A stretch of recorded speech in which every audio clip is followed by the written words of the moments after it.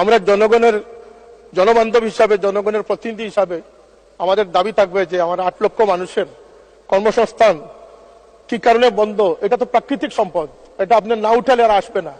এটা প্রতি বছর আপনি অপসারণ করলে তারপরে এই শূন্যস্থানটা পূরণ হবে। এটি একটি সহজ হিসাব, সহজ ইকোনমি। এটা কি কারণে বন্ধ আমরা সেটা জানি না, এটার ব্যাখ্যা আমরা জানতে চাই।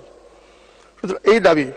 আরেকটি দাবি হচ্ছে, আমার ডকুমেন্ট খানাইঘাটে বন্যায় যে সমস্ত বাড়িঘর ক্ষতিগ্রস্ত হয়েছে, আমি নিজ চোখে দেখে এসেছি। আর 1 মিনিট শেষ করবেন। আমি নিজের চোখে দেখে এসেছি স্পিকার, এই পানি উন্নয়ন বোর্ড কুষ্টিয়াতে যে ডাইক নির্মাণ করেছিল, এই ডাইকগুলো অতি দুর্বল। এই নদীর এলাকাবাসী যারা আছেন নদীর পার্শ্ববর্তী, তারা রাত্রে পাহারা দেয়, তারা মাইকিং করে ব্যবস্থা রাখে, কখন জানি ডাইক ভেঙে যাবে। কিছু বাড়িঘর আছে যেগুলোকে নিশ্চিহ্ন করে ফেলেছে, এগুলোকে আমাদের পুনর্বাসন করতে